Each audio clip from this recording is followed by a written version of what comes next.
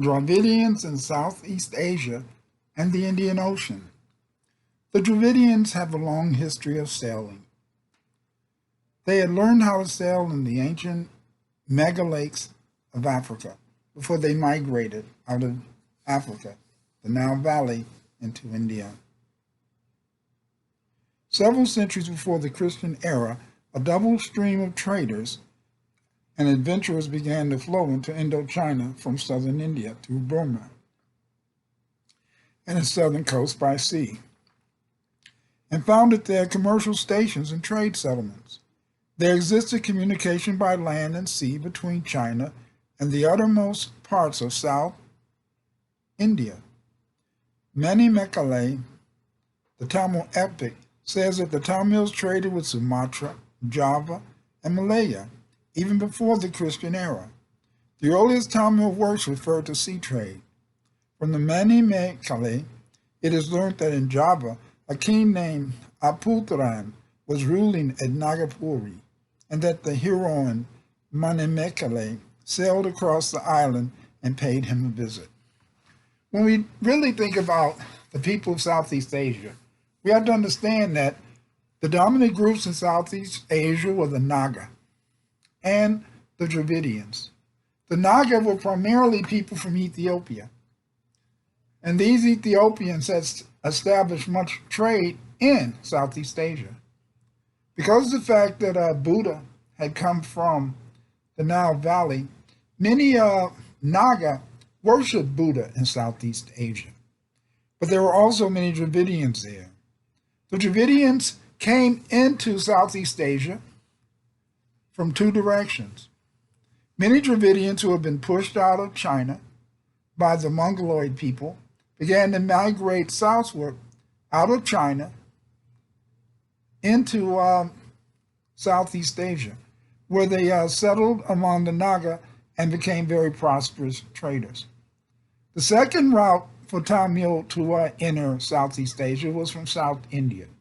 And these South Indian people had come there basically, in a sense, to trade first with the Nagas and then to trade with the Dravidians who had established themselves in the area.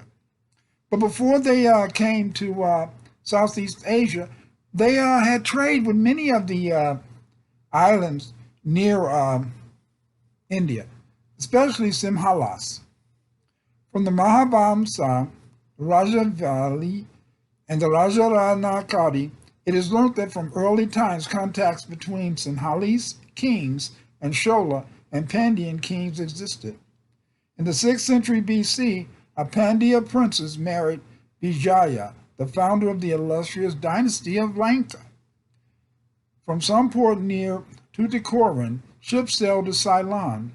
It was through this route that Vijaya's Pandyan bride and her retinue were transported to their new home. From the legends, it appears that the ships were large, capable of carrying a considerable number of passengers, apart from elephants, horses, and wagons. Yes, the Dravidian ships were large enough to carry elephants, in addition to wagons. There were families and guilds, 75 menial servants, slaves and princesses, and 700 virgins accompanying her. The crew were efficient and organized. In the same period, matrimonial relations between the people of the Pandya kingdom and those of Ceylon also existed. About 205 BC, a chief called Ilala sailed with an army from the Chola country and conquered Ceylon. Even the Buddhist priests record that this Tamilian chief was eminently fitted to be a ruler. He ruled Ceylon for 44 years, administering justice impartially.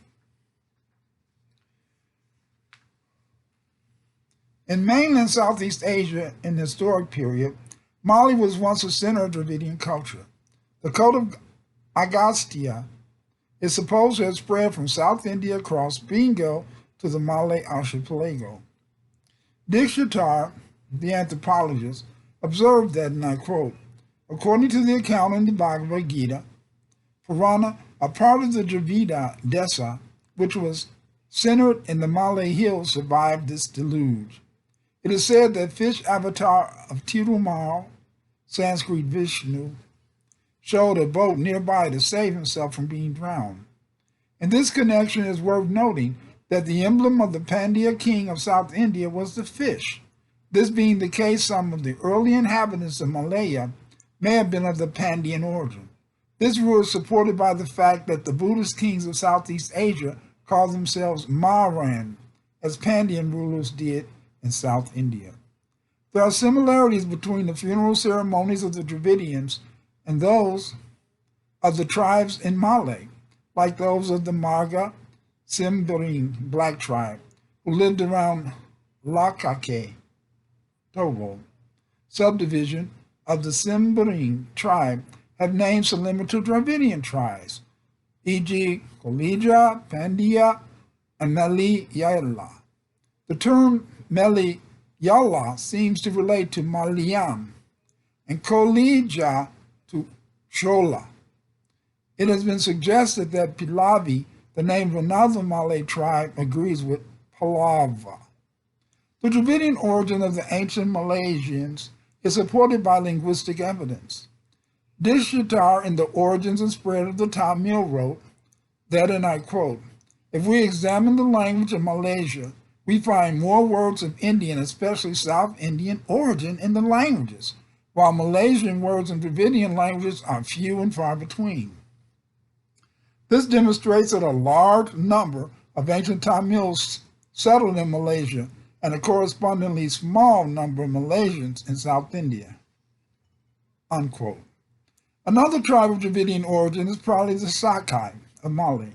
These Sakai are probably remnants of the Scythian Kushana tribes, which once occupied this area after being forced from the Kansu province of China. As in India, the Sakai worshiped Surya. The major empire of Dravidian origin in Southeast Asia was in Cambodia. The civilizations of Cambodia, Champa, Java, Bali, and civilizations in Siam, Laos, and Burma are of Tamil origin. The Cambodia built beautiful cities such as Angkor. These Dravidians composed works in Sanskrit and followed Saivism, Mahayana Buddhism, and Vaishnavism. Angkor Wat was a center of Sanskrit studies. There were numerous scholars and priests who lived there. Their bronze work is accepted as the finest work of art and architecture of the Far East. The Angkor civilization was destroyed by the Thai people of Siam. Among these nomads, Buddhism of the Theravada branch became the popular religion.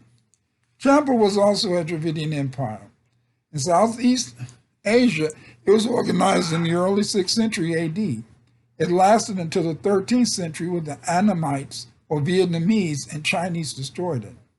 The Champas made fine pottery and sculpture, but it was not as developed as that of Angkor because of the insecurity of Dravidians in South Vietnam due to Chinese and Vietnamese harassment. The other major Dravidian dynasties were the Srivanjaya kingdom, founded in the 4th century AD, and the Sailendra dynasty, which began in AD 755. There were Dravidian kingdoms in Malay, Sumatra, Borneo, Bali, and Java. The Sailendra dynasty ruled an empire including Sumatra, Java, Annam, Malaya, and Cambodia. Under the Sailendras, Malaysia was called Kalinga. The Sailendras wrote in Pali, like inscriptions found in Bengal and Bihar. The name Talaing is felt by many to denote the Kalinga migrants to Burma. The Sailendra kings were Buddhists.